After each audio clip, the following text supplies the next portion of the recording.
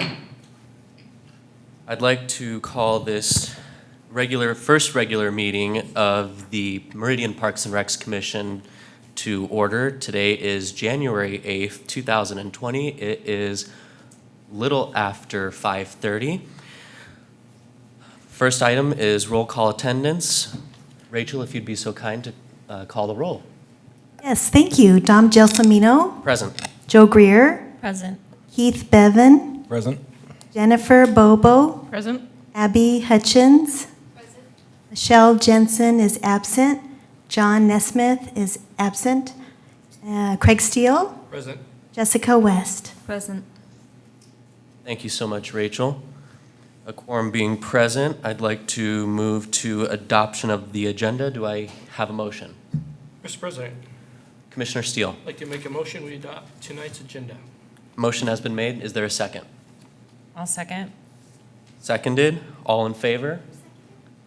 Commissioner Greer. All in favor? Aye. Aye. Any opposed? Motion is granted. Third item, approval of the minutes. Do I have a motion for the approval of the December 11th, 2019 special meeting minutes? Mr. President, Commissioner Steele. I'd like to make a motion we approve last month's minutes. Is there a second? I'll second. Seconded by Commissioner Greer. All in favor? Aye. Any opposed? Motion passed. Fourth announcement and fourth item on the agenda is our announcements. And prior to the announcements, I would just like to take a very quick, brief moment to thank publicly Mayor Tammy for her service. As we know, last night we have a new administration and a new mayor, 3 new city council members. I'd like to wish them all the best of luck, and we are looking forward to working with them.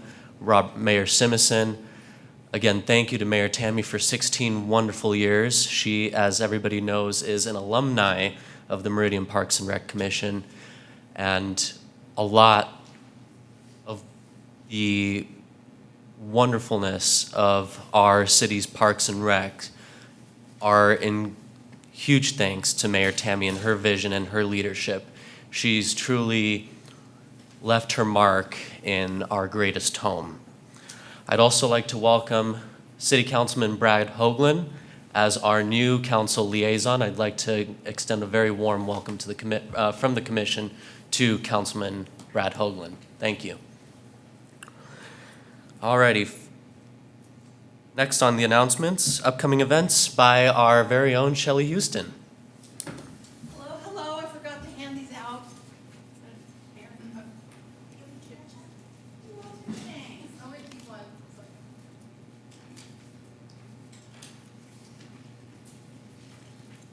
Welcome, Shelley. Hello, commissioners. I'm seldom at a loss for words, so enjoy it while it lasts. Seriously, there's not a lot going on right now. And I mean, we're busy in our work and jobs, but event-wise, this is kind of the calm after the storm. So we got through all of our Christmas activities, and we've been busy kind of digging out, putting things away, getting organized, tidying up our spaces, clearing our brains and our computer desktops and all that good stuff. So what we are doing is we're looking forward to the future and trying to do some preliminary plotting and planning in terms of our future events and what dates they might fall on, things we want to innovate, seeing is there anything that needs to go away. We're kind of in that mind space right now. So what I am giving you is this special events flyer that it lists the dates of our major events that we're confident with. There's a to be determined date there by the Twilight Christmas Market. If we were to do it on the Wednesday, as we traditionally do, it treads on our customary Parks and Rec Commission meeting. So we would have to see if again, you'd be gracious enough to be willing to move it to either, like we did, to the park shop or the home court or a community center or some alternate location. We don't need to decide that right this minute, but that question's going to come up. Renee will ask that of us, and to see what you think and how it worked last time. So seriously, there's not that much. We're looking at some new ideas that you'll hear about later. We want to utilize the Kleiner Park amphitheater and band shell area a little more actively this summer, spring, summer, and fall. So we're looking at some possibilities there. We're working with a new arts and culture coordinator who just previously Hillary Blackstone was affiliated with the clerk's office, but it was decided upon her departure that that position maybe was more closely aligned with Parks and Recreation, what with the public art pieces in our parks and our involvement with special events, and a lot of their activities and events take place in our parks and plazas. So we just welcomed Aubrey Belknap, who you'll meet shortly, I'm sure. She's just on her third or fourth day on the job. So we're talking about maybe readjusting the dates of concerts on Broadway after last summer or fall's experiment that wasn't terribly successful. So anyway, so there's a lot of irons in the fire, not a lot of new innovations to announce right this moment, but we're open-minded to hear your thoughts and ideas, and we'll be bringing some of these items to you as they come a little closer into focus. Are there any questions or comments or worries at this time? Okay, like I say, it's a little quiet, suspiciously so. But we're working behind the scenes, and we'll have some things to talk about very shortly. Thank you so much. Thank you. Thank you so much, Shelley. Alrighty, it looks like we do not have any old business to cover, so we will march forth into our new business, beginning with recognition for Commissioner West on her 2019 presidential term. Thank you. And as I roll into that, I'll just mention regarding events. I know that her presentation was on upcoming events, but lest we forget to look back at and celebrate successes, all of the efforts from many of you commissioners and of course the staff related to Christmas in Meridian was just huge, and really appreciate all of your involvement and efforts in everything from the parade to the market to the Children's Wonderland Festival and everything that comes with all things Christmas. So thank you. With that, Jessica, would you come down and join me? Jessica, as you know, has been our fearless leader, our president for the past year. We appreciate Jessica's vision, leadership, the way she runs meetings, the way she, keeps us on time. And want to recognize her. So I have a couple things for you, Jessica. First, a certificate of appreciation to Jessica West in recognition of valuable contributions serving as president on the Meridian Parks and Recreation Commission. Your outstanding efforts are greatly appreciated. January to December of 2019, signed by Mayor Tammy, our previous liaison, Genesis, and myself. So then I have this plaque to go with it. And we're going to turn around and take a picture. Okay. Thank you. All right. Oh, don't hate them because they're beautiful. Too late. 1, 2, 3. Let's do it. Oh, down. We'll go 1, 2, 3. That's nice. All right. Thank you so much. I really appreciate that. That's so nice. Thank you. Do you want to say anything? I really enjoyed being president. I love this commission. That's why I stayed, and you guys are all stuck with me for another few years. So thank you so much, and I'm really excited for Dom's leadership and Joe Greer as the vice president. She was the president before me. I was her vice president, so it's kind of funny how it all shifted. But I'm really excited for this new year, and thank you so much. All right. And here, Thank you. Protect that. Thank you, Jessica, and thank you, Steve. Next on our agenda, Meridian Parks and Rec Forestry Update. Our guest tonight is Elroy Huff, the city arborist. Welcome, Mr. Huff. Hello. Thank you for the opportunity to be here for a few minutes tonight and see if I can get my thoughts all the way together, but I'm having troubles with that today. First of all, I want to introduce my wife, Edith, who came with me tonight. She's a good gal. And need to say thank you to Rachel for fixing up my PowerPoint, because I can get her the stuff, but she has to put the frills on. And so that's fantastic. Okay, so just a few items of forestry for 2019. We try to qualify for Tree City USA certification every year, recertify. We've done that since 2002. I started that, I've done that every year. And so this year, we do qualify for that. And so I replanted 62 trees this year, removed 69. Make any sense? And there are 9 new planting sites, and most of those are in the Arboretum, because I'm still packing that Arboretum with as many trees as I can get in there, various things. And some are living and some are dying. So it's just depends on whether they like where we plant them and whether they can handle our cold and heat. So for Tree City USA, we need to spend $2 per capita. So in Meridian, that makes about $212,000, and so we're spending about $312,000. So that's pretty good. We're doing good on that. And let's see, we spent Discovery Park. We planted 248 new trees. So by the time you do the 248 and whatever I didn't replant, that's about 300. And we average that about every year. We have a construction contract of some kind. And so, you know, a year and a half or so from now, when we start into that next phase of discovery, I expect to see at least 200, 300, something in that group. Mike's working on the plans, and I see those, and it looks like a lot of trees, and so that's great. And I haven't spent a lot of time in that yet. So let's see, spacebar, get me there. Spacebar right here. There we go. So I want to talk just a few minutes about some urban pest problems. It's not something that I've really brought to you before, but I believe it needs a little bit of things. And one of them is pine shoot moth, and then the 5-spine Ips beetle, emerald ash borer, and then some aphids. And so we'll move on from there. So this is the pine shoot moth, and pine shoot moth is in Meridian. It's in southern Idaho. And let's see. So when it gets on the pine tree, it eats on the terminal buds, and if you see pines around town that got a really lot of dead in their end of their shoots, you can see that, and that's a real hard case of that. Most of the time you see these candles get kind of droopy, and that's because they're working at the base of those.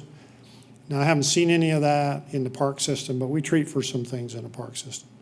But it is here in town, and I do see it, and so it travels around, but its migration is a little bit slow. But it's something for us to watch for and make sure that we don't have that. So that's one. And then in Storey Park, by the ball field, there's a row of pines, and there's about 17 or 18 in this row. They're Scotch pines. And this last spring, I detected something there. And it's a 5-spine Ips beetle or one of the engraver beetles, like mountain pine beetle that we have in Idaho. Those beetles don't know where they want to be. They want to be anywhere there's something they can eat. And so they will eat pine and spruce. And there's an infestation in this row. And this year I took 3 of those out, planted 3 new ones. And it's an interesting little pest. This is a tree that is infected. If you look at that row when you're driving past the auto parts place and look at that, you'll see this tree. So there's 2 in there that I think are going to come out this spring. And then I started a pretty aggressive treatment program on that, but I think the tree was already infected before I started that. Now this is what that beetle looks like. And it's not very big, but on the end of its head, it has a little antenna thing sticking out. That is where this insect carries a fungus, and that is what does as much damage to the tree. That's what makes the tree terminal, even though they're eating like. Oops, missing one. And so they'll eat on that tree, and they will damage it by mining inside under the bark. But you can always tell when that fungus is working in the tree, because when you cut all the limbs, there's a purple staining in all of it. But that's terminal, and so this spring, even though I won't be here as your forester this spring, there'll be a pretty aggressive program again on that to try and slow that down or to interrupt that and stop it. And I don't know where that came from, but I know from talking to one of the foresters that works for U.S. Forest Service lives here in Meridian. And he's been all over, and he has seen it, and he showed me where some of those were, and I picked up on that. I don't know where this came from, but it could have came from anywhere within a little ways, because they migrate pretty well, and there's a lot of new plantings going on, trees coming in and out. That pest is here, and it's gonna be here, and I expect to see it ramp up in pines and spruce more in Meridian. I think that's gonna happen. So one other one that is a very voracious pest, it's not here in Idaho yet, it's called emerald ash borer, but it is in the United States and east of the Continental Divide. This is a picture of that migration of that pest that was introduced from Asia in 2002. So since 2002, this pest has affected 35 states in America, as well as 6 or 7 provinces in Canada. And this is a devastating pest to the ash tree. Now we have about, there's been several other pests over this since 1900 that have been like this. One of them is Dutch elm disease, which was a disease, not an insect pest. But that killed millions of ash trees, as well as did the chestnut blight from 1930 to 1950, or 1904 to 1950, and then Dutch elm disease 1930, even to the present. Now, this pest is tough business, and so you can see the migration is coming west, and this about a year or two ago was found in Boulder, Colorado area. But this pest does travel, but it travels more by somebody loading up some wood or something in their truck and migrating it. So there's been a lot of discussion about what to do. There's a lot of quarantining going on, except where they can't stop that pest anymore. It just has taken over, and so it's killed probably, they say, hundreds of millions of ash. And so we have ash here, and I have about 10% ash in the park system. They like to eat the older ash tree first, and we have about 9 or 10 of those, and everything else after that's small. And so, but we would have a very aggressive program if that came here. And there's other cities, Mike and I and Steve were talking with a guy from Rapid City, South Dakota the other day, and they have a fairly aggressive program. And they have a lot of trees that are going to get removed, and they make picnic tables out of that big lumber because they need to do something with it. But they have a lot more ash than we have. But we have ash scattered all over southern Idaho. So if that pest ever gets across the Continental Divide, it can move again. But there's no ash in the Continental Divide. But if somebody loads up a truck and carries it through the Eisenhower Tunnel in Colorado and brings it out here and it gets going, it'll just keep right on going. It's very difficult to control unless they get it quarantined fast enough. So that's what it looks like for a tree that's very well minored. And kind of interesting how, but they're a go-getter when it comes to that. So I want to talk a little bit about Fuller Park that we acquired since last year from Western Ada Rec. And we had a big storm come in last October. I was out of town at the time and knocked over a bunch of trees in the neighborhood, and one of ours in the park there. This is a big, fairly nice cottonwood / poplar, and it got it, and I don't know how it did because we went and looked at that, and it pulled up that whole root zone clear from 30 feet away. And this little area where you see it dug up here is about 25 feet wide by about 40 feet long. And it finally broke those, so that was a pretty good gust, and so we had a little fun time cleaning that up along with some others, and had to do about 7 replants out there, and that's what it looks like when we got done. And but there was a lot of roots in the ground on that one. It took a lot of cleanup. So when you bring a new park on like that somebody else has grown or taken care of for 35 years or so, you have to take a really close look at that and decide how you're going to implement some things there and what's going on there. And I did an evaluation of that, and so we instituted a pruning cycle for that to be in the 5-year pruning plan, as well as half this year, half next year. And there's a lot of trees in it. There's 215 of them. That's about $40,000 to take care of some things that have not been taken care of. New spray program for borers, and there's a black locust forest in there that there's not hardly any of that anymore anywhere. And there is a black locust, a little forest in the corner. It's got about 30 of those in there, and they're worth keeping. So I have to got a little spray program instituted for that, and systemic treatments for aphids. and then evaluate some trees. And, because some of them have a few problems, and so we need to take a look at those. And so there's always something to do when you get a new park like that. We've never had one just like that before that's already mature. And so this last year, that's brought a lot of challenges for myself and Mike and all the guys working out there. But, well, they've done a nice job on that. It looks good. So the next thing I want to chat about a little bit is tree and sidewalk conflicts. And one thing that I think it's important, and Mike might have said it before, or Steve, but we build these parks, and I've been involved when I was superintendent in building parks from the ground up. And there's really a honeymoon time when you put all these things together and everything looks good for about 15 years. And then you start having some issues. And one of those certainly issues is what happens to wear and tear on playgrounds. Another one is what happens between tree and sidewalk conflicts. And so now we're starting to have some of those conflicts. This is at Kleiner Park and the 7-foot tree circle. And these are ash trees, and they're growers, and they are a little bit root invasive. And so we just pushed up the cross members you can see in here, and there's some cracks in the concrete. So this fall we went to do a little digging to see what's going on down under there. And this is kind of what it looked like when we took the cement and the ring base off of it. And it just looks like it would sit there and fall over, but we got digging around and found out that this tree doesn't have a problem with rooting. It's a 15-foot square we cut out of that. And those roots are all the way over and going under and crack that concrete, and there's a water line going to the next bed underneath that. So they'll travel wherever they feel like it's a leak pass or resistance or good moisture. This is on the west side of that tree. That's what it looked like when we put everything back. But those roots are in there, and that tree is very stable. And so the roots go actually past what you see. So at some point here, we'll be making some decisions on how we're going to manage this and how we maintain a good surface to walk on and whatever that is. But one of the things that we have to maintain is shade, because that's one of the things that the public demands the most.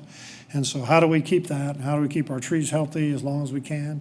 We have a little forest right here of 20 or 30 ash trees, and they're all the same age, and they're all a monoculture. So that's okay as long as you manage them all right. But there's going to be some challenges right in here, and we're spending some time in that.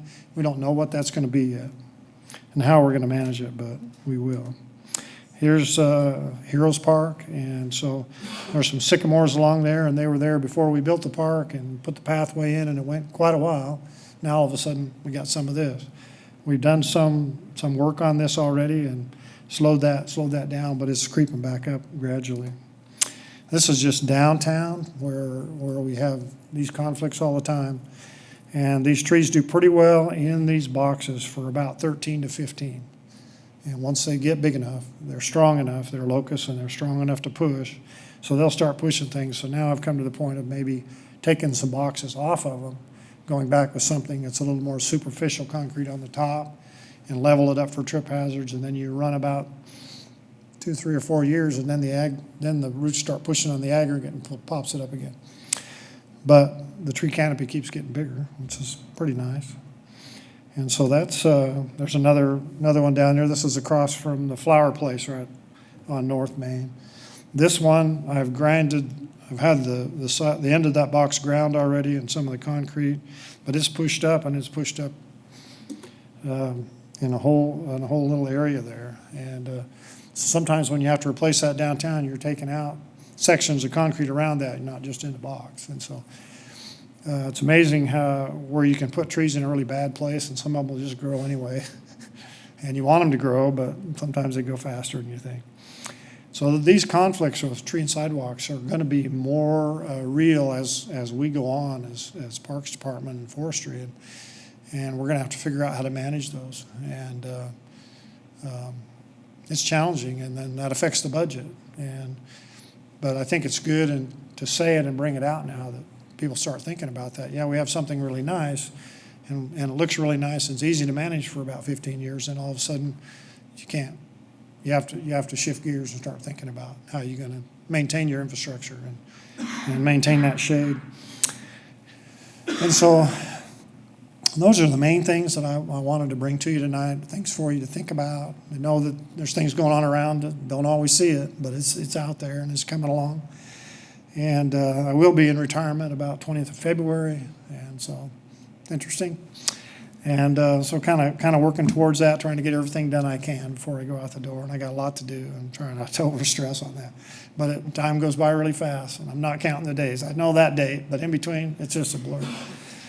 And so a couple other things that I like to talk about at the tail end here, and then I'll sure take some questions. And when I did last time, and so the big trees are where you find them series, and here's a couple of them.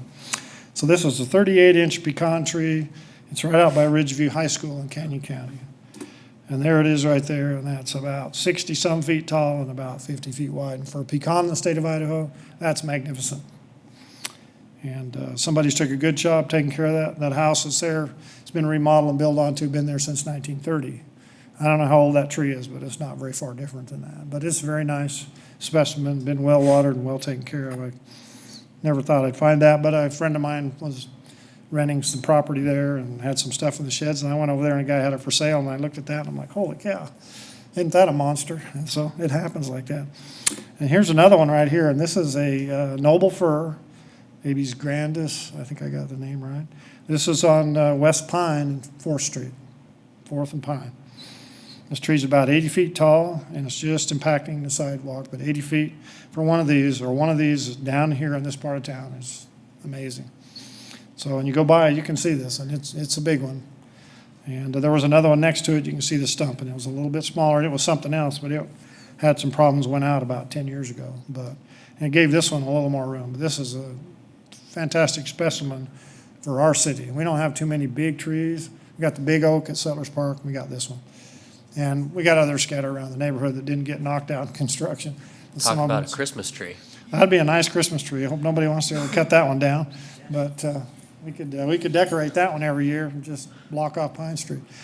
But so anyways, there's big trees around, and sometimes my wife goes crazy because she drives around and looks at stuff, and I drive around looking at trees and stop and get my camera out, take pictures. But so anyways, thank you very much, and I'll sure entertain some questions if you have some. Thank you so much, Mr. Huff. Are there any questions from the commission? Mr. President. Commissioner Steele. Not so much on the trees, Elroy, but congratulations on your retirement. And now that you're gone, I can leave, so we're good. If you want to, I guess you can. But I thought you were being here for forever, so No, thanks for your service, though. I appreciate you very much and Great enjoyed the job. time I worked with you, all of you. Don't know all of you because everybody keeps changing out all the time, but thank you all very much.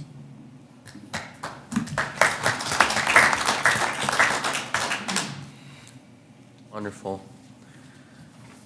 Next on the agenda is our workshop, our first workshop of the year, and that is being facilitated by our very own Kim Warren with Pathways.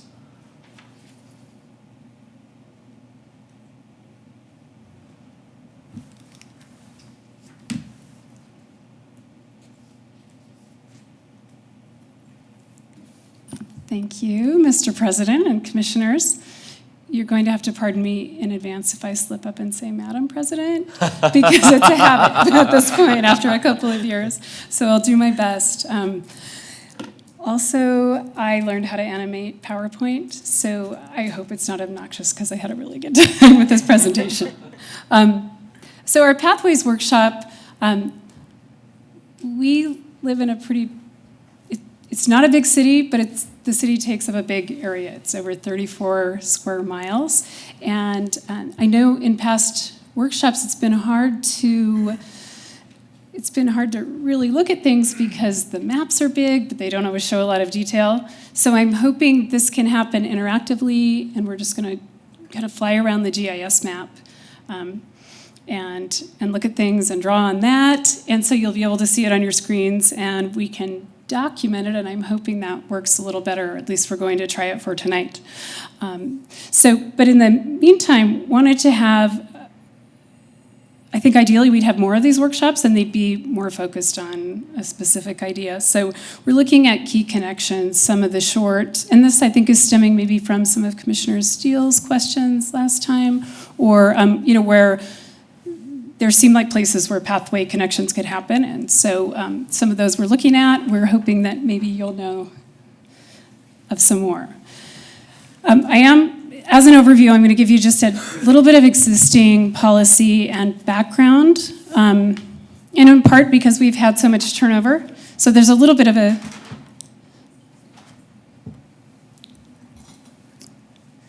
Bye, Elroy. Not at all. There's a bit of a story to how we have evolved in terms of pathways. So just a quick overview of that, and then some of the current projects we're working on, making those important but kind of short connections.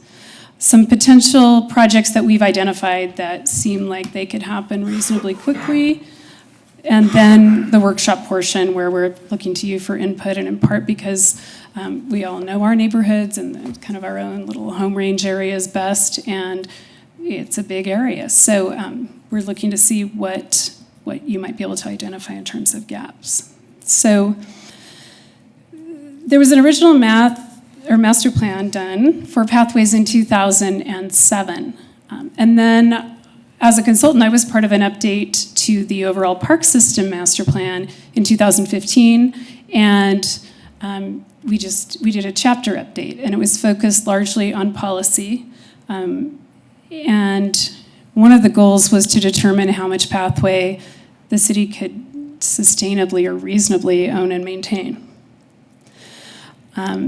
So the 2015 master plan update, and I'm not going to get too specifically into these numbers, but I want to give you an idea of just the implications of owning lots of pathway as a city. So in 2000, the early master plan had proposed up to 130 miles of potential pathway. And much like Elroy's pruning cycle, if we have paved pathways, those will need to be repaved every 25 to 30 years. And so when we did the math on potentially owning and maintaining 130 miles of pathway, that maintenance number annually was kind of astronomical. It was in 2015 dollars, but it was several $100,000 a year just to kind of keep the system in order. So it was a surprise, but it was also a pretty good wake up. It sort of advised that maybe we needed to rethink pathways, focus on certain areas, the city's priority pathways. So we identified those as 5 Mile Creek, the Meridian Loop, 10 Mile Creek, and Rail with Trail. We're kind of working off this diagram. It sort of looks like the running circle, but Meridian Loop and then some major pathways coming across, just kind of as a mental image to keep that in mind. So for our city in-house projects, our goal is more to focus on connections within those priority pathways, and specifically through areas that were developed before we had a master plan, before growth really started to happen, before pathways were a part of policy, places where pathways would not get built unless someone comes in and does that. And then for the new areas, and really the bulk of the system, we rely on the private sector through conditioning development applications to build and construct and maintain the bulk of the pathway system. Elroy also spoke of a honeymoon period with trees and plantings and parks, and I think we're kind of in that with pathways. And there will be a point where we have agreements with HOAs and development entities in the private sector that say you need to maintain this pathway, but we haven't really come up against maintenance being needed much. And so that's going to be something to kind of tackle and figure out how we're going to address it. Not yet, but it's coming.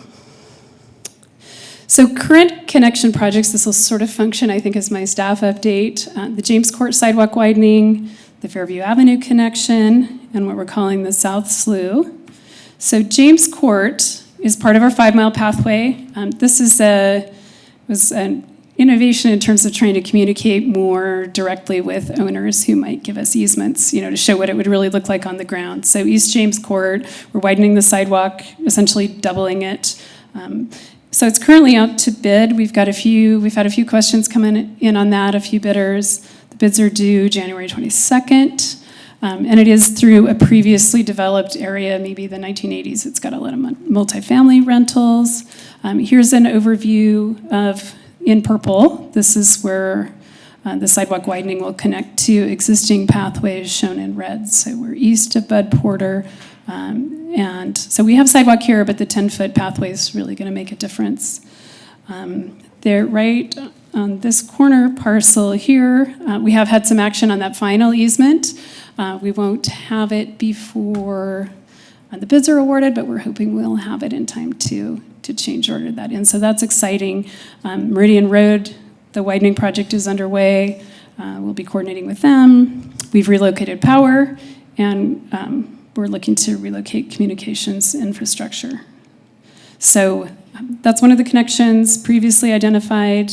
The Fairview Avenue connection, maybe you remember when we did 2 years ago the parks tour, the opening of this pathway, I was pretty new, was part of that. This is where we started. So it comes up from Badley Street to Fairview, and then it hits just a little bit of a no person's land, where there's some curb to separate it from the roadway, but it's just not very friendly. So this project, this is kind of a fit plan for that, and we believe initially that it will fit within existing right-of-way for the roadways. So we've spoken with ACHD. We're currently in design at about 30%. We're meeting with ACHD tomorrow, in fact, just to make sure that, just to go intently toward things like how do the accessible ramps work at I think just one corner is relevant here. But do we in fact have room? What do you think? So we can be advised of any potential pathway blocks early. So our aim is to achieve a realistic, enough construction detail that we can budget for the next budget cycle actual construction. We have a construction estimate for relocating 5 or 6 power poles out of the pathway alignment. So we have that information, and we're just kind of collecting information and hoping to get construction budget next year. The South Slough pathway, I have a context map on the next slide. This is a project that connects Locust Grove to the new Verrado, just south of Eustick, so southeast corner. I'll show you in a second. We have initiated preliminary design on this project based on the fact we talked to Nampa Meridian Irrigation District. They said probably that's okay. We talked to the HOA. They seemed interested in having this happen in their backyards, essentially. And so again, we're aiming to get enough detail that we can establish a realistic construction budget. To back up a little, this is also part of we've been rethinking how we approach these projects, which is to do 2 phases of budgeting. One, just to kind of see what it is we're looking at and make sure we have access, and then get more specific. I know in the past, we've just charged ahead, and then it can be really disappointing when we don't have easements or permission. So that's what we're doing here, just preliminary information gathering and design. So again, this is an established neighborhood, one that wouldn't be otherwise addressed by development. So, and this is kind of a low-hanging fruit project. With this diagram, the green is the proposed pathway the city would build. And then actually, most of this is Verrado, and this one is actually complete now too, I believe. So it seemed a really obvious connection. There's an existing new pathway that dead ends here, and then an open space. But the most wonderful thing about this is that there are 2 lots. You can see the land ownership kind of outlined in yellow. They're 2 HOA-owned lots. So it's one contact with the homeowners association, and just 2 different parcels, 2 different legal descriptions. It's relatively achievable, as opposed to, if you go just west of Locust Grove, same lateral, Finch lateral, South Slough. It's a wonderful walk, but Nampa Meridian needs to preserve access. And if you can see these lot lines, there is no common lot. There's a Nampa Meridian easement. But in order to get permission to build this, we'd need to get up to 30 plus easements. And So that's something to pay for, to get legal descriptions for, and most of all, just to convince people, even if you're buying permission, it's kind of beyond what we have staff to do right now in terms of complexity. So with our low-hanging fruit, it's just a good example, I think, to go back where here it's only 2 lots, it's pretty straightforward, and here it's so many that it just doesn't feel very realistic. We could, in terms of near-term progress, a lot of time, a lot of money, and a lot of unknowns. So some near-term projects that we've identified. And Mike, I think you said Westbridge, and then on the map I thought it said Woodbridge, but I'm not sure which one it actually is. Is it West? Woodbridge. Okay, good. And then the other one that we were talking about, we'll get to that. But Okay. I think there might be one other one that at least I'm thinking about. Some of the subdivision names change, and they have those- whole histories. So the Woodbridge Pathway, Meridian High School, and some better access to Fuller Park. Come on, okay. So these are just screenshots, and I think we can maybe work with later. So Woodbridge is, per the comp plan, I think they're calling it, for a while they were calling it the Magic Bridge area, which I kind of thought sounded fun. So the police facilities are over here, Renaissance and ISU. There's some established neighborhood here that's showing existing pathway, and it's actually, anyway, we've been talking to them about improving this for them. They actually called Mike, I think. Would you tell a little bit of that story? Do you mind? So they have there's a pathway that goes through the entire length of the subdivision. Right now, it's a HOA, maintained HOA. It's not necessarily a public pathway, but they keep it open. They could fence it, but right now it's open. Anybody can walk through it. We just don't have a public pathway pedestrian easement. So just to the east of Woodbridge, where the cursor is, there's currently a development going in that's building a pathway right up to the border of the HOA. And that is going to funnel people through their neighborhood. So they have some concerns about that. One of the concerns, so they have a couple of concerns. One is that people are going through the neighborhood. The pathway is not in very good condition. They're worried about liability. They're worried about security. I don't think it's a standard 10-foot multi-use path, so for police to access it is pretty difficult. It's narrow. It'd be hard to get down there if it was snowing or muddy or whatever. And so they have some concerns about that. And the other thing that they're concerned about is the cost to maintain it year over year. They are continually resurfacing it with 3/4-inch rock and just packing it down, and then it washes out, and there's drainage problems, and it's kind of a mess. So I talked to the HOA president, and she's going to organize a walkthrough with some other people on the board to talk about what it would take to grant the city an easement through the neighborhood, and then we would construct a pathway to our standards and maintain it. It seems like a good fit because that is 5 Mile Creek. So that extends 5 Mile Creek, where we're going all the way to Black Cat down. It takes it all the way to really the St. Luke's area and Eagle Road and all the commercial stuff. So it's a fit. There's been some exciting movement. We've had it on our radar for a number of years too. It's come up on and off through the years, and the past either HOA board or the feeling out there was they weren't really interested in talking to the city about improving it, but now they are. So it's really exciting, and more to come on that. Once we go on that walk, we'll maybe, hopefully ask the right questions, get their check their temperature, see what it would take to start more serious conversations about getting that easement and even the location. Some of the people, I have concerns that some of the people that live directly next to the path might not like it because we're funneling people right behind their fence. So we may look at an alternative route through the common area because it's pretty wide. There's just a lot of moving parts and pieces, but it's pretty exciting to think that that could be an extension of the 5 Mile Creek pathway. Thanks, Mike.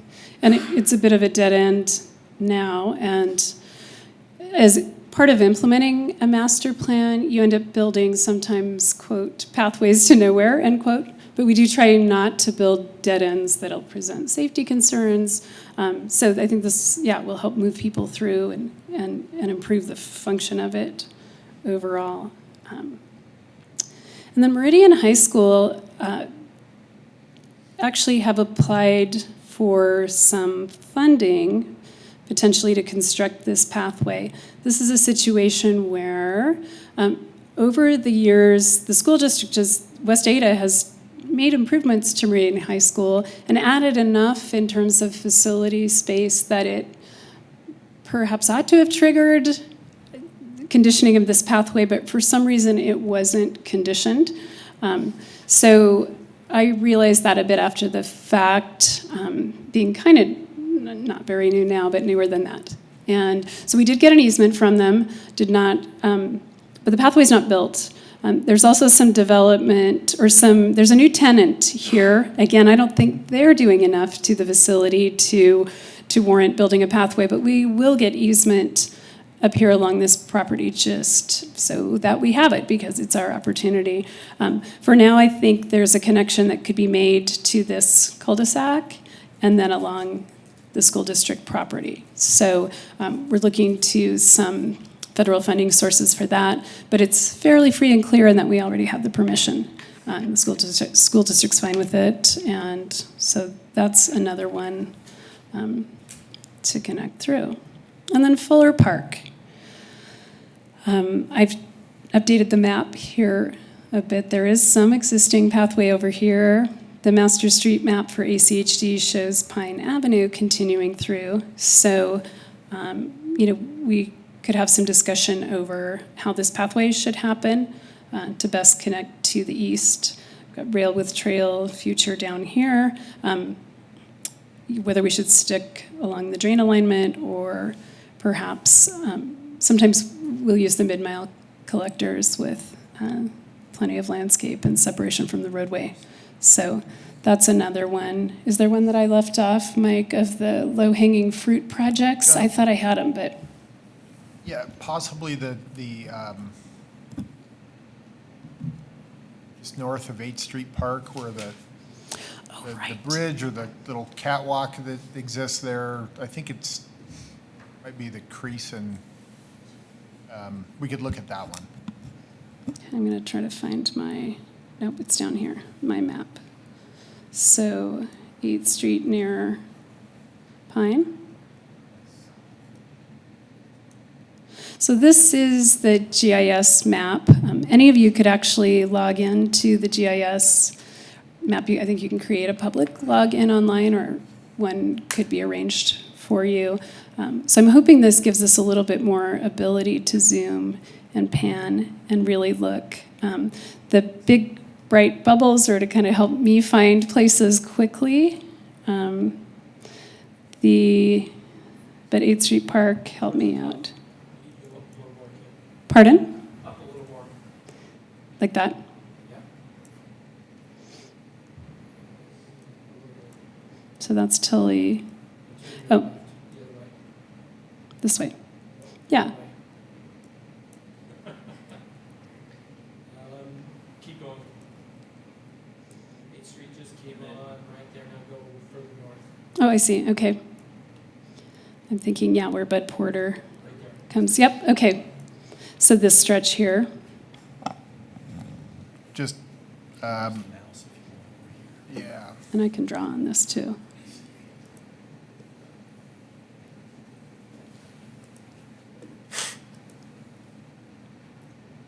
Oh, go ahead. Let me get rid of this for you. Dueling.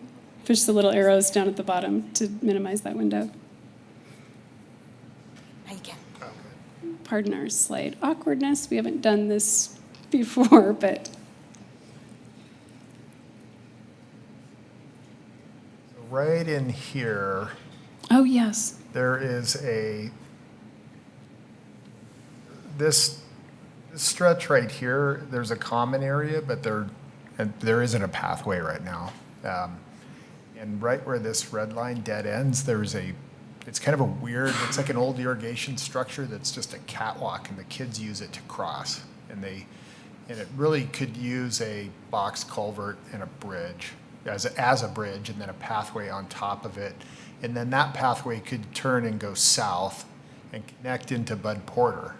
It would connect those neighborhoods to Bud Porter and increase safety where the kids are using that catwalk to climb on and go back and forth. I think they go back and forth to school on it, maybe?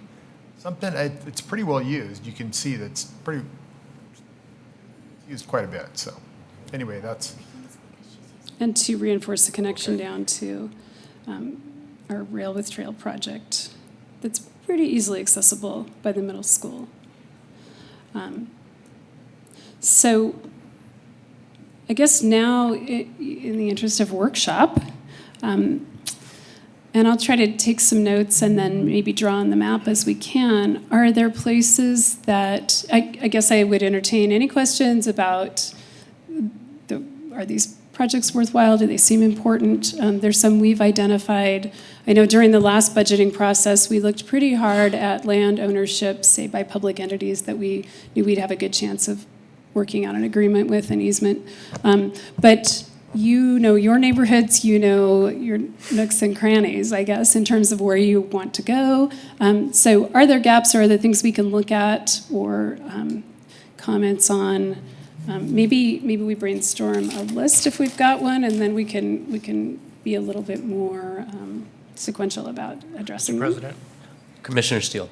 Kim, if you want to go back to the high school just for a second, I know there's some other questions on getting to Eagle. Let's see. Okay, high school's it. Yeah, right in there. No, further down. Sorry, I know Right this there. map well, but not usually. Have we looked at the east side of Linder also here. getting to the middle school? Because The if east you'll go side down of- there when there's getting out of school or going to school, those canals are loaded with kids. Along here? Yep, right there. Okay, I'm just going to draw that. They're going both directions. Some are headed to the middle school, some are headed to the high school. So in this area, that's a needed, Right. and all the way through. Oops, not good mouse control, but we'll deal with it.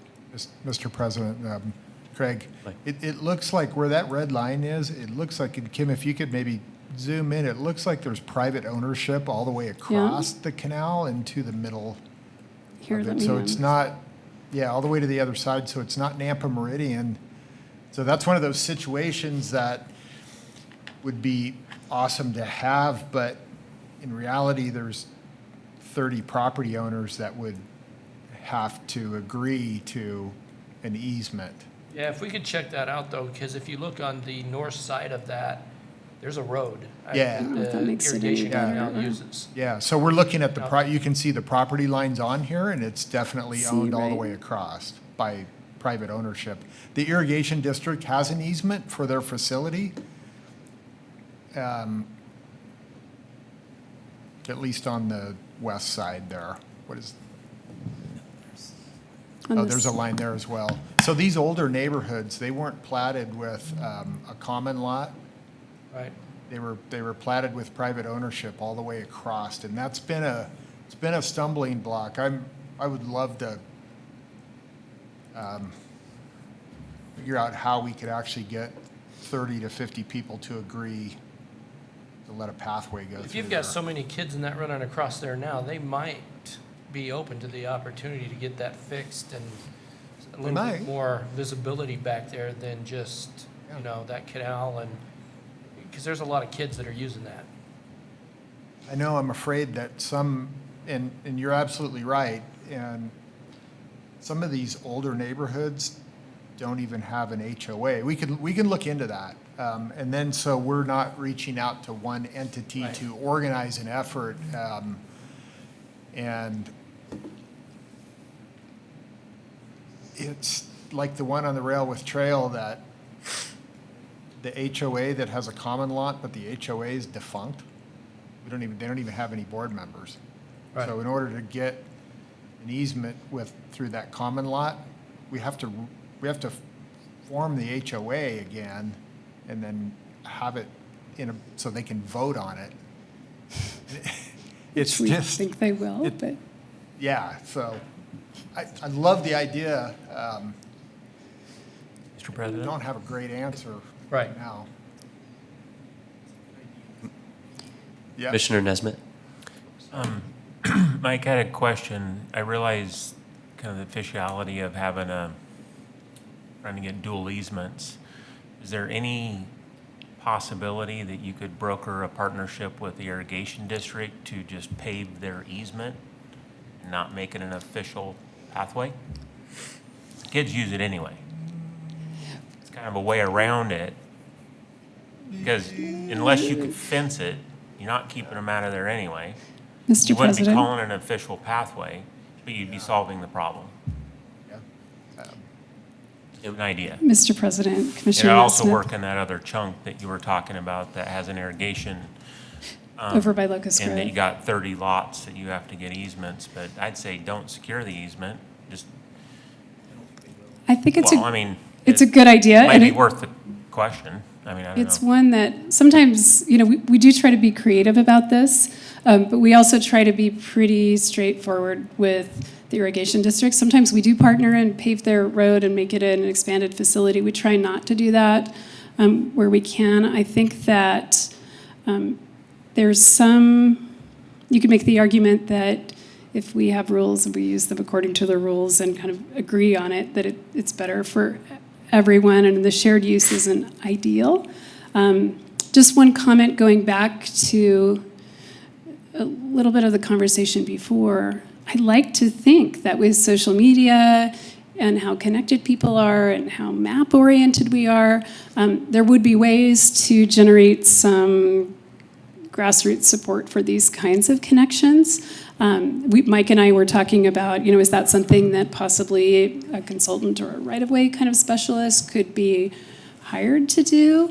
It's time-consuming, but we'd welcome any. I mean, I think it seems like a problem that could be solved. It's just, this is a part of what I do, so I can't devote great attention to that. But I'll plant the seed because I like that we're talking about it. It seems like, even given the complexity, there ought to be a way to do it if pathways are as important to people as many of the citizens say. So, Kim, a couple questions on my end. Obviously, I left the steering committee for the comprehensive plan pretty early on in the process, and so I'm kind of curious, throughout that process in the comprehensive plan, were there any surveys done or any studies done regarding the community's input on pathways, and what were your findings on that? What were any of the results? And then my second question is, and it kind of deals with the difference between regular residential areas and apartment complexes, is have you found less or more difficulty establishing pathways around apartment complexes than you do regular residential areas, or vice versa? What is your experience on that? Mr. President, I think that sometimes it just depends on the site context. The advantage of an apartment complex or a multifamily or a retirement center, assisted living, is that there is one owner. Sometimes it can be hard to find them. They're out of state, or sometimes if the housing is federally subsidized, it's not as simple as making an offer to them. It becomes a more complicated approval. So the residences can be greater in number and kind of difficult, but I think that the average citizen. I mean, just speaking from my own point of view, if someone came along and said, we're going to build a nice facility and take care of it, and we're going to give you some money to have permission across your property, I mean, a market payment for an easement, I think a lot of people might go for that. So I don't know that you could say that one is easier or not. I think it kind of just depends on what's there. You might recall with Rail with Trail that we have the FOCAF organization, the Friends of Children and Families, and they just can't, they want to do it and they can't give us permission. And at the moment, we're just kind of waiting for their bond to be complete so then they can. So it can get kind of, Yeah. I'd like to try to make it simple, and I wish we could do that more. Mr. President, Kim, sorry to, Oh, go ahead. I had a thought, and I think what we can, right now, we don't have any real good answers to this ownership all the way across the canal and the roads that are currently being used by kids all the time. But I think what we could promise to do is we can talk to the irrigation district, see if they have any ideas or any thoughts on how we can partner with them to increase safety and accessibility to people. And we can start having those conversations. And maybe there's something that we can bring up with our own legal department that, I mean, we just don't, sitting here tonight, we don't have the answers, but we can make a commitment that will have a conversation with the irrigation district and our legal department to see if there is an answer out there, similar to what John was talking about. Or maybe there's something else that we're not thinking of. So, yeah, we're in. Yeah. Mr. President. Commissioner Nesbitt. So, Mike, I guess what I was thinking is not that I wouldn't make the residents aware of it, but I thank you for your comments. But similar in a commercial development, you send out if you did get a conditional use permit, you send registered letters out, you still hold a meeting, but you don't have to individually go get permission from each property owner. You would just be, you'd let them know. So Right. obviously, if they show up to the meeting, no different than when you hold a city council meeting, that everybody has the right to comment if there's serious issues with it. But you just maybe, and obviously the irrigation district is a big part of that, but So one of the big but it selling, might make it, I don't know, may not even be legal, but I just, yeah, and one of the big, there's already an easement there, so I just thought it might. there is, but it's not for public access. Right, exactly. So if the irrigation district is traveling across their private property right now. They own that property. True. So there may be something to say that if there was consensus and we were able to get all these easements, then we could at least grant them recreational immunity. So if somebody gets hurt back there, Right, it's not their fault. right. So there may be some things that we can talk about that would be really helpful. Yeah, right. I did it. Mr. Sidaway. Hello. I think I could take a stab at your question about the comprehensive plan. Yes, thank you. So I'm not aware of any specific surveys that were done related to pathways specifically with the comp plan. They did ask about priorities and what people wanted to hear, and I think pathways and parks and open space were some of those things that came up. One of the specific issues that is turning into a survey that you've already heard from Cameron Ariel on is open space. Actually, he is going to the city council next week to make a presentation about comp plan next steps and priorities, because there's many next step priorities that come out of the adoption of that comp plan, and they all can't be done at once. So he's going to go to city council and get some sense of the council's priorities for those next steps. One of those items is the open space survey that you've heard the presentation on before. Assuming that that is a priority, we could expect that to go out as early as next month. I know the survey itself is already built, but again, that's an open space survey, not a pathway survey. Specifically related to survey questions related to pathways, the only way that has specifically been gotten at a citywide basis so far is through these citywide surveys that the mayor's office conducts on a variety of topics, and it's been every 2 to 3 years. I think it's been a couple of years since the last one was done, and there's a couple of questions in there regarding the number and quality of pathways and how satisfied are the citizens to that, and we have that data, and there's been support for more and better pathways from that. Wonderful, thank you. One last quick thing. Rachel, would you be so kind as to expand that map and bring us to the corner of 10 Mile and Pine, please? I'm actually driving, so I'd be happy to. Oh, it's you, okay. Yeah, 10 Mile and Pine. Let's see. So, Cherry Pine. Oh, you just went by. Little. Oh, no, right overshot there. it. So, And could we kindly zoom in a oops, little bit? so there's Fuller Park to the west. Yeah. So there was a lot, it may have not been this map in particular, but there was a line. If you look a little bit above Pine Avenue, there's West Acarrera Lane. Mm-hmm. There was on one of these maps a pathway on the right-hand side of North 10 Mile. Over And now it's here? gone. Yeah, I think this is our working Okay. map layer. I was going to ask, there is, a pathway kind of system. I don't know if it falls under our pathways, but right behind that apartment complex where I live, that a lot of people use, as 10 Mile is expanded. So where is that? Is that On the right-hand side, I'm sorry. okay? So your cursor, if you could bring your cursor up to Acarrera Lane on the right-hand side of 10 Mile. To what was that again? Up. Sorry. there. Okay. Right there. So, okay, yes, so correct. So in that area of North Gray Cloud, Lightning, and Acarrera, there is, a pathway system that kind of would lead out onto North 10 Mile. Obviously, it's not falling under our lines of pathway, but as 10 Mile continues to be expanded, will we have more connections down the road that will get us across from one side of 10 Mile to the other through a pathway system, or will that one down below on Pine be the only one in the foreseeable future? Okay, and see that light blue line was what I was thinking of. Okay. Right. Oh, okay, This there's one? a connection there. Okay, I did not see that earlier. That's what my question was.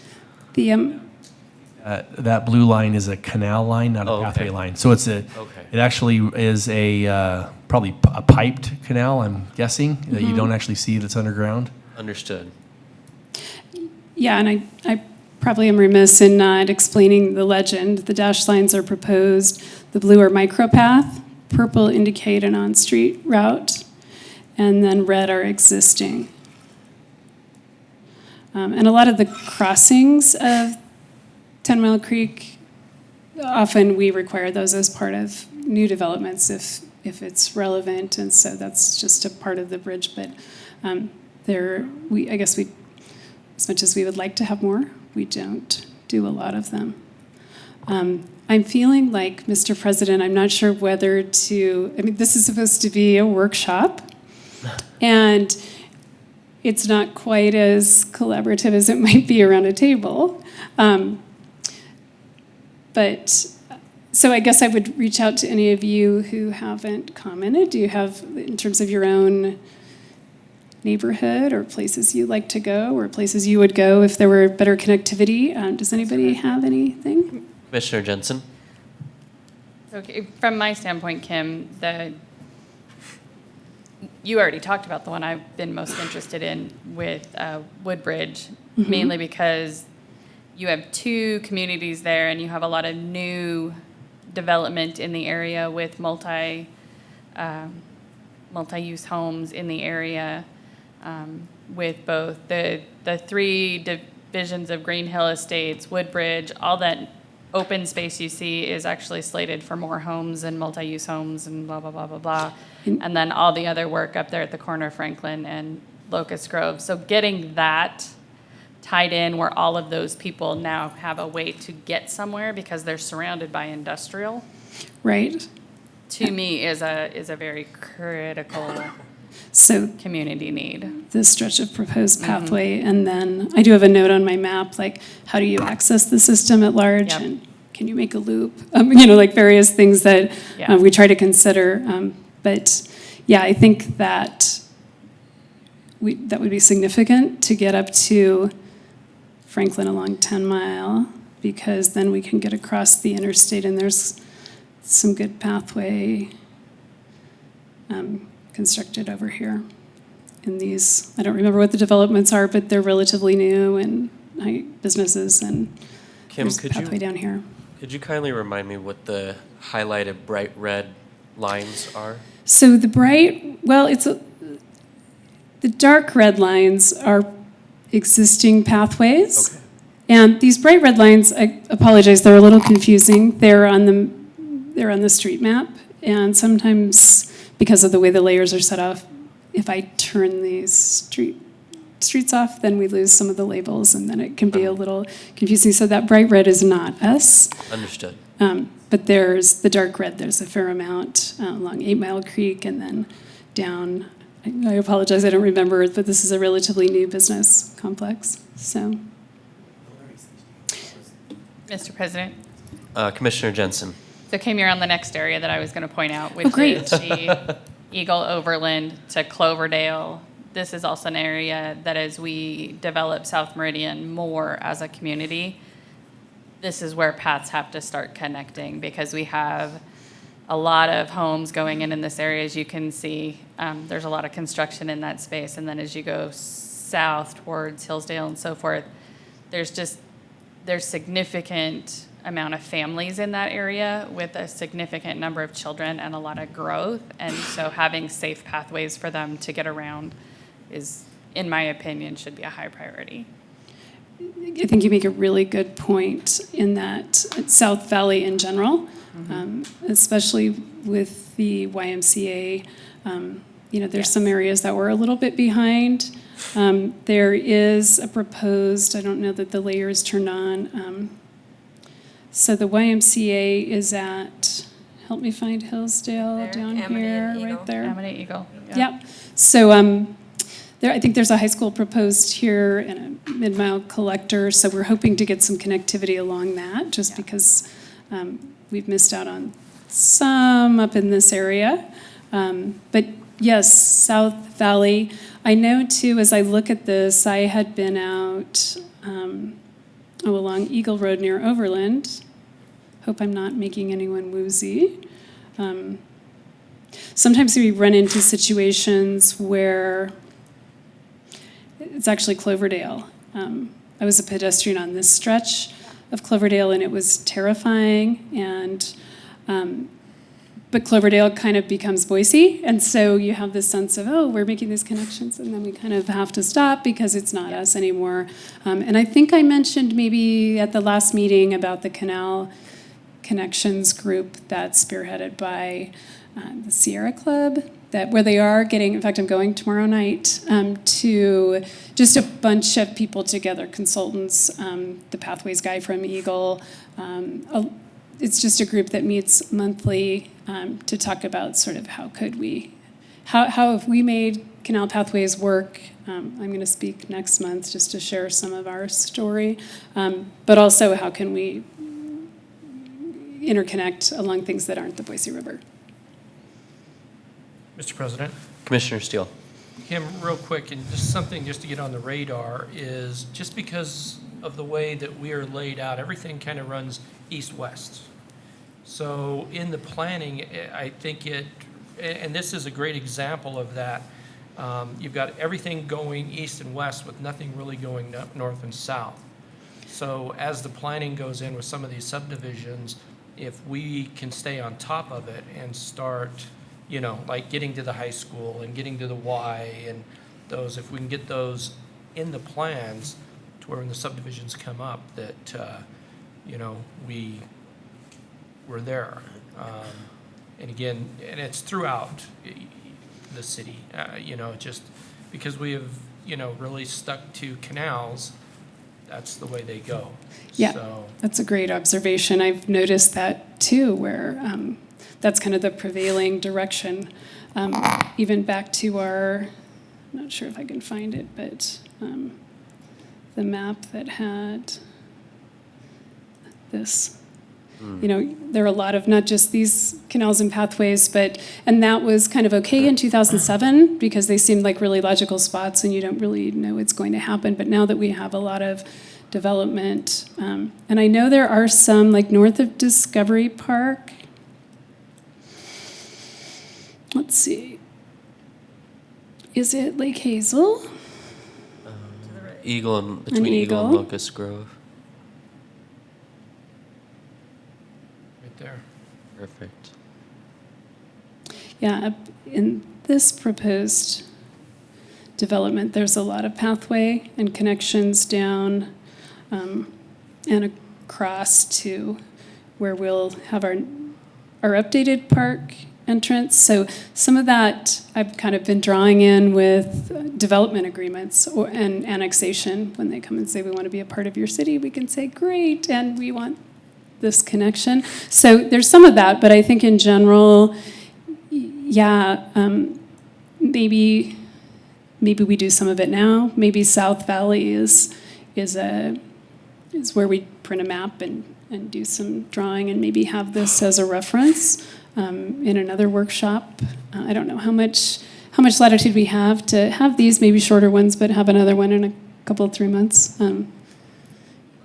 Mr. President, this particular one for Discovery Park, we went and looked at. We kind of discussed how it would connect to Eagle Road and the existing pathways with that subdivision, which I don't see highlighted in yellow anywhere. It's all going like up left, but we had talked about up right because there's that farmhouse right across the street from the current entrance. Mm-hmm. And then behind that, there is the existing to the right. It sounded like there could be some connection there because of is it a canal? Right over. We looked at that and kind of. Yeah, we did in the South Valley. Before, I don't see it on this, so maybe that was kind of lost in this, but we had looked at that to make sure, because one of the big things is connecting Discovery Park to Hillsdale. Right. No, I remember that discussion. I was just looking for parks. I don't know why I don't have those turned on. That would help orient a lot, and I'm not sure where they are. Yeah, so I have a file of map changes that I pass on to GIS every few months. We're having a new GIS person come on board, and I'm going to meet with a team of Brian in planning who does sidewalks and GIS and try to figure out if there's a way that we can integrate map updates into a process a little bit more efficiently. It's a lot to keep track of. So if in the conditioning of the pathway somehow maybe that sets something in motion that then shows up on the map later, I think that could be useful because, yeah, you're right. There are spots that have been noted and still haven't. And then, Mr. President, I have a Commissioner couple West. questions about the other area, just because we've come up with it a lot, and I know at our last meeting there seemed to be a lot of confusion about it, but can we look at the Locust Grove and Chinden connection that we've talked about multiple times at meetings now that we have a map in front of us? So Just Locust, to go over the existing and the plan. and part of my update, Commissioner, is that there is a cost share agreement that we just saw in our Streetscape and Community Character meeting this week that is for pedestrian facilities at Chinden and Locust Grove. A 10-foot pathway on the west side. I don't think that's shown on, that may or may not be shown on the map, but it is part of an agreement.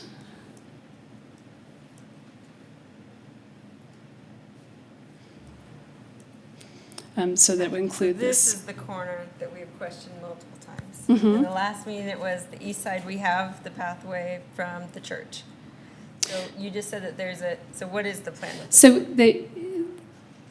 for 2026, Chinden, the intersection improvements extend down, I don't know exactly how far, but south and north, and there's 10-foot, I believe it's attached sidewalk on that side to make the north-south connection to the intersection and across. So as part of the intersection improvement, there's a 10-foot sidewalk that goes from the intersection south to the driveway at the church. Okay. So from there to there. Okay, And that's coming as part of the intersection reconstruction. perfect. So then as you go a little farther south along Locust Grove, where our pathway is identified, there are sections of 10-foot path. There are sections of 5-foot See, there's some right there. detached sidewalk. And there may be a future project that would take that 5-foot sidewalk out and turn it into 10.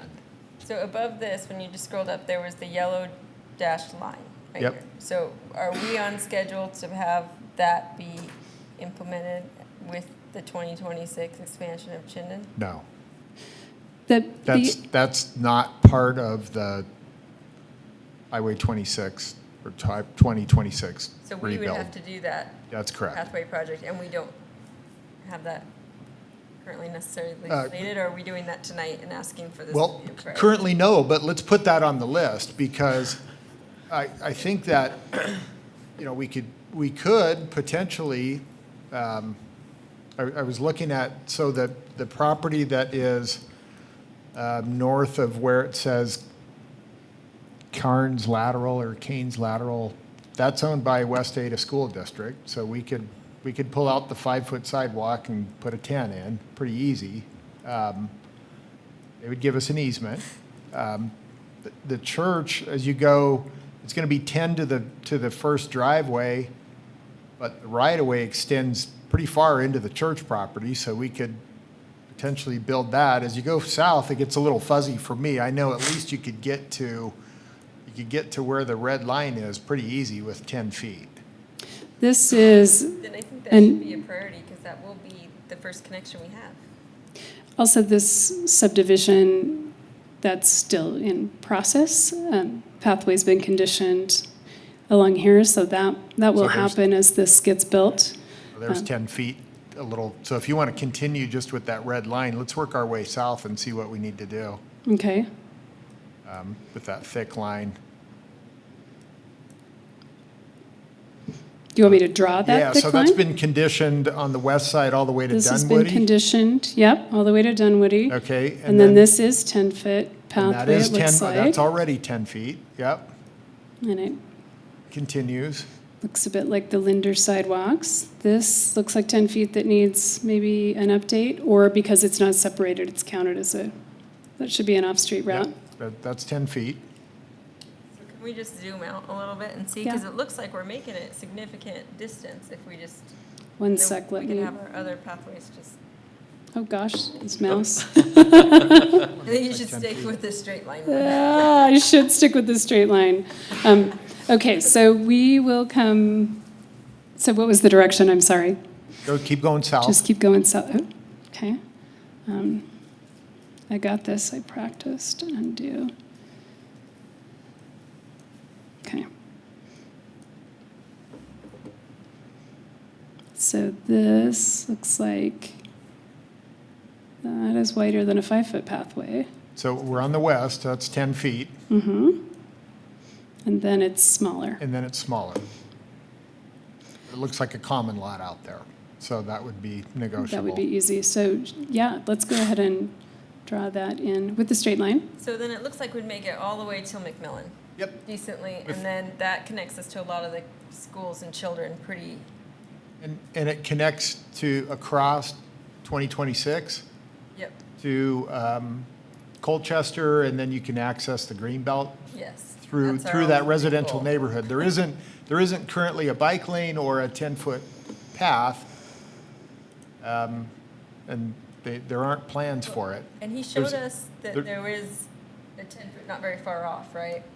No.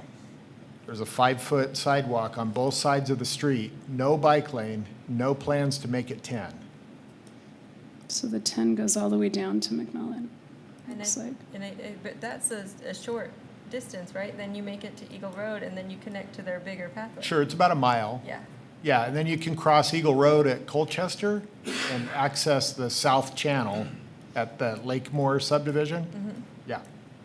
Yeah, I drove that not long ago. Right. It felt reasonably pet friendly, I thought, to go down. Mr. President, Commissioner Nesmith. Can I just throw in, is the only thing that needs to be fixed on that, there's just a little short chunk, Locust Grove, that when you head west to connect into the subdivisions, there's a little short, I am assuming you'd have to get an easement because I think it's private property, but on McMillan that you can connect, then McMillan could be connected all the way to, well, not all the way, it'd be at least to the middle school. Is it, so Larkwood, this one, and I think these are No, reversed. This there's one is actually over built. The Yucca, whatever that other subdivision's called, yeah, right there. Right. Yucca. There's that short This little still needs pathway, chunk, correct? Yeah, to connect that whole mile to the middle school. Right, I'm just gonna, That one would be reasonable to negotiate that. It's already gravel, I think it's, Could be owned by a developer. could be, yeah, I don't know, have to but check that chunk, ownership. if, yeah. in theory, be pretty easy to connect clear to the other high school. And then our next opportunity to connect would be at that Highway 16, or is that sounding correct? But that's the next connection, right? And that's Linder and Or Locust Linder. Grove, Highway 16, or and does that sound not right? here, let's go out a little bit.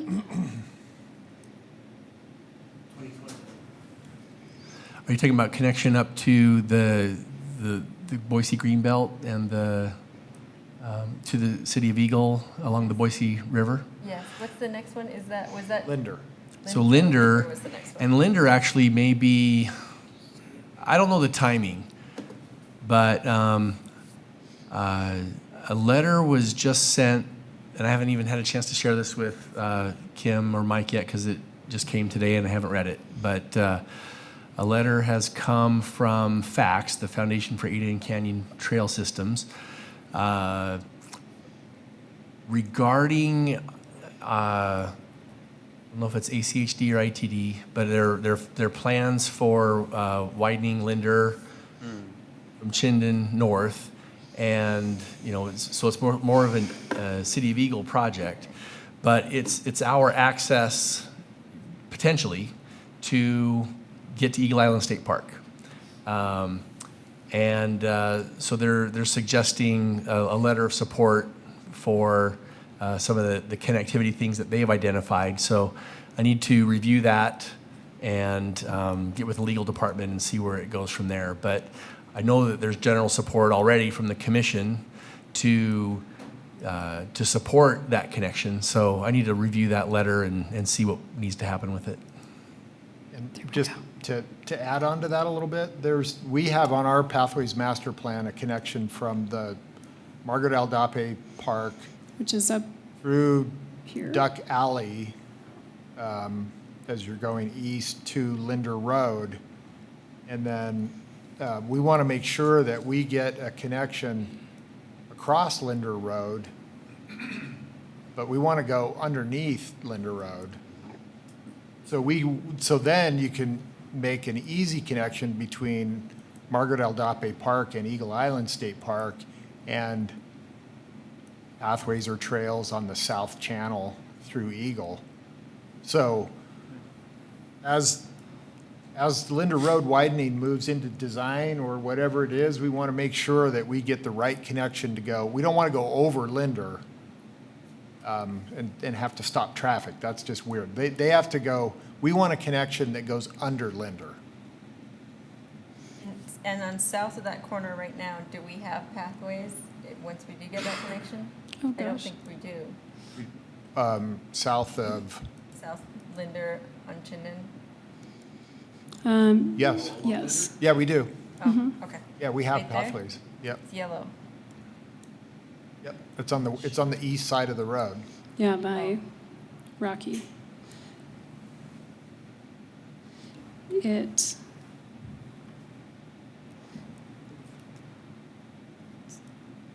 That looks like. So start I think dragging that north if you would, I Kim. think the 10-foot is, Okay. That's why I was West. curious of, so when that Yeah. is connected, do we have that pathway already that connects to some of our major pathways from it? It looks like quite a. How wide is that area right there? Over Is here? that- Is that 5? yeah, I mean, that looks like another, maybe 7, Yeah, but, yeah.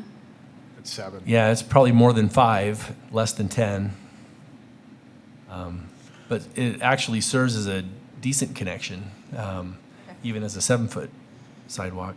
And this was where we started our bike tour, didn't we start at Rocky, the most recent one, and headed out? We started at We Scotch. started at Sawtooth, sorry. Sawtooth, yeah. Yeah, a little further south. So, yeah, we've got. that one it's- works set up as soon as the connection's there. It's decent. We want to get a good connection to Linder, and then we want to be able to get down the hill to the South Channel, and then we want to be able to go east or west to Margaret Aldape Park, and then if you want to go east to Eagle Island State Park, you can, and then access the Greenbelt if you want to, and then they on, come back up. and then you can come back up, or you can go all the way to Lucky Peak if you want. Perfect, okay. I just kind of want to have a better idea of those connections and making sure that those are still our priorities. Or on the And priorities. Aldape, I think, is right. I'm trying to recognize the ponds. Over here. There. Yeah. Yep, It's way up. right there. Also, we have added some lines along Black Cat, not its entirety, but there was some action happening that seemed to warrant conditioning pathways. So there's some that will be happening along Black Cat, and I think that that's another way to potentially get across the canal and under 16 over here, potentially, along this canal road. And then on 16, if we pan over here by the new high school, we're looking to get a pedestrian underpass near 5 Mile Creek. Or at least we've been trying to keep those discussions active. Mr. President? Commissioner Steele. Kim, while we're over in that side of town, can we go down to where the Lions Rodeo is? Oh, that's where the West Meridian? Yeah. Keep going down. Straight down. Straight down. Yeah, there. Yes. This might be a good one for discussion now, because eventually that park is going to be built. You get the high school just north of it, and you get the canal running through there, and it's wide open right now. So you might look at things there as keep that on the radar, or plan out some paths now so that as development comes in, they have to look at it. Yeah, something a little more specific.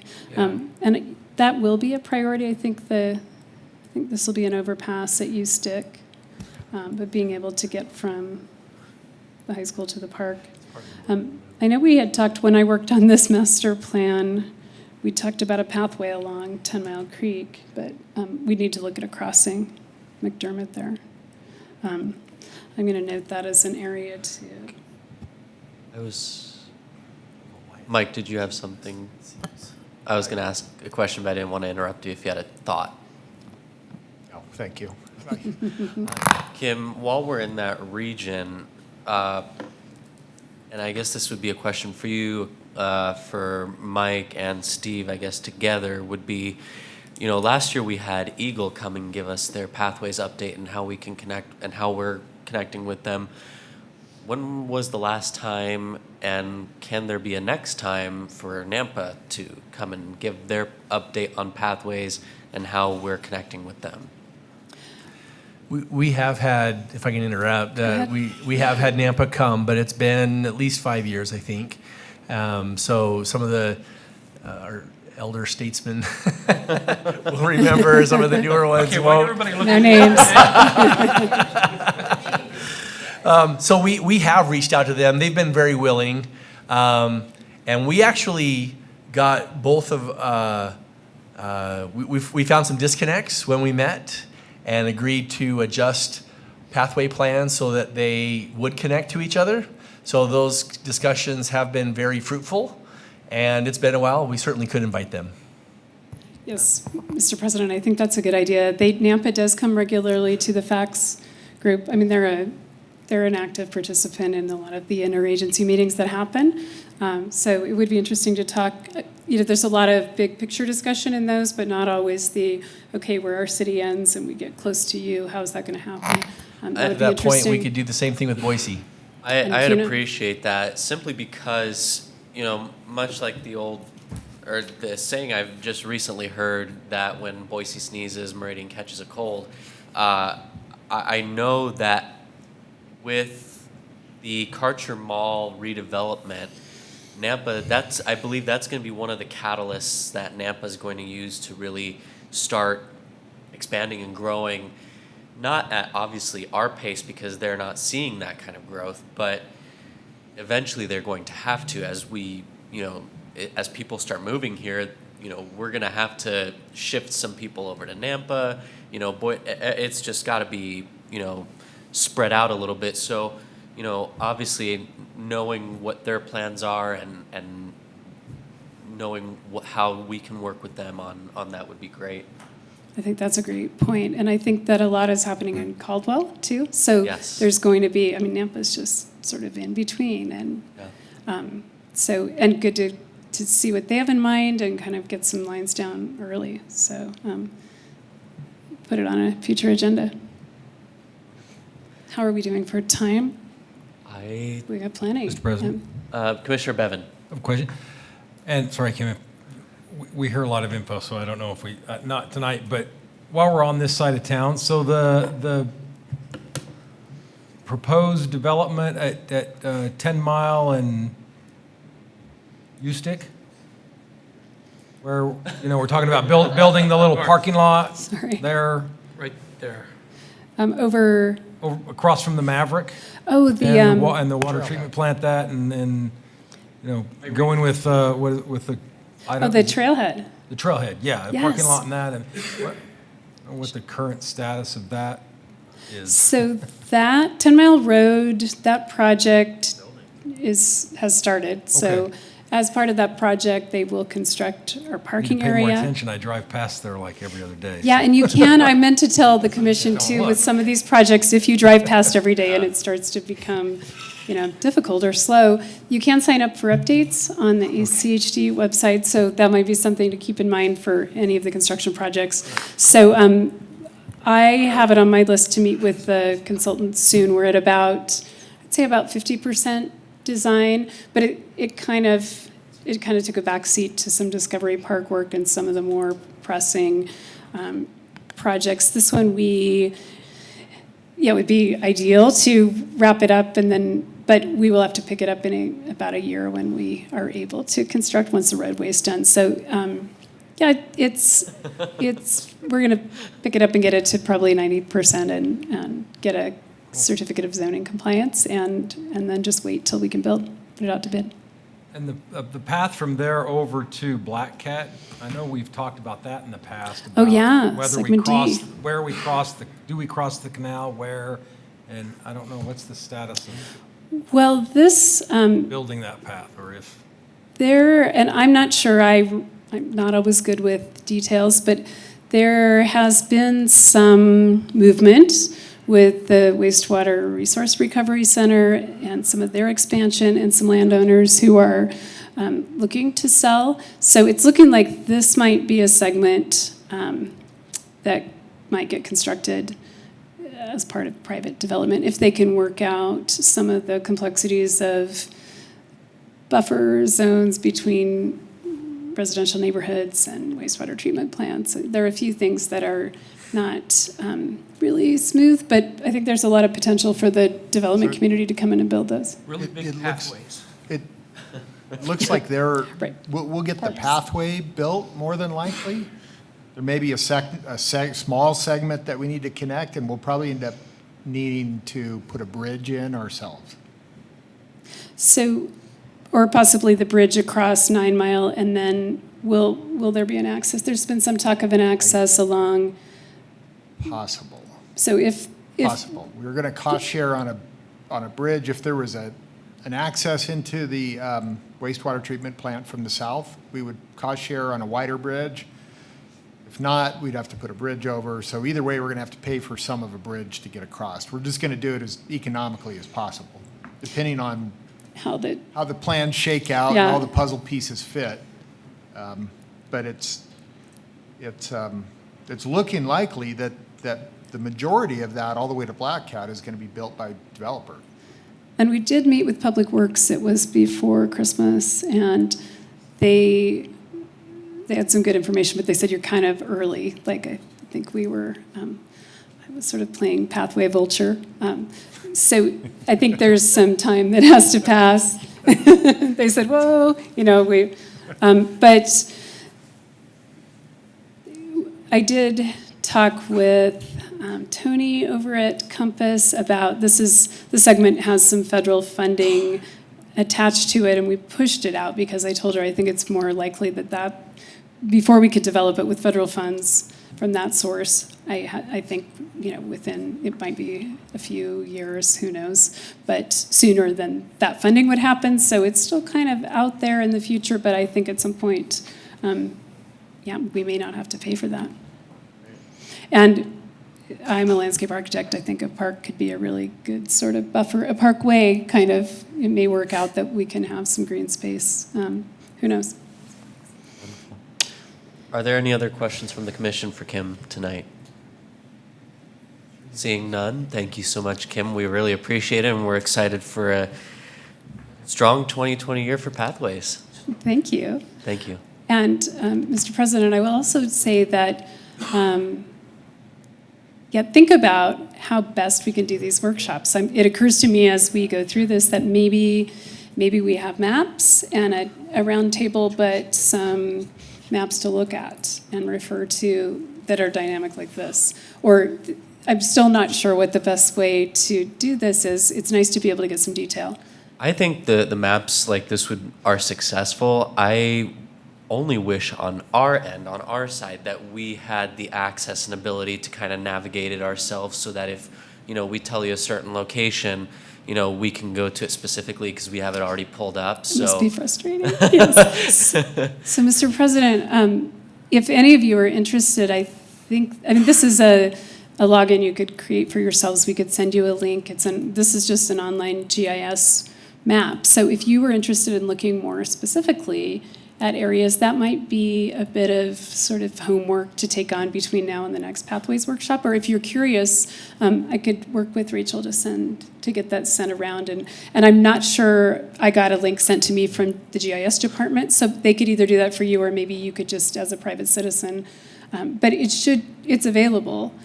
So that might be another tool that you could Mr. use President, just in the interim. Kim, Commissioner if Seal. you're going to do something like that, Mm-hmm. I would, just a suggestion, create one that we can play with, because otherwise there's going to be all kinds of chicken scratches and stuff on this. Well, and that's what I was thinking was one that we could, toggle with during the meeting while you're speaking, so that we have access and not just a screen. That's what I mean. What he's talking about is something that we can draw on and send back to you. And That's always my online dilemma. And don't worry, they won't give anyone access to the actual maps that copy to all the other maps. So, but we could get one created that maybe could be editable that way, or maybe we have this interface and a laptop, 2 different stations, where during a workshop around a table again next time, we could draw, but we could also kind of research and take some notes. I've taken some notes here. But yes, any suggestions for how best to do this? It's a little bit, I feel like this was maybe almost too electronic interface, and the other one was, but maybe the average will get us somewhere. I was going to say, I think the only realistic way to do that is to sit around a paper map that we can physically draw on. Yeah.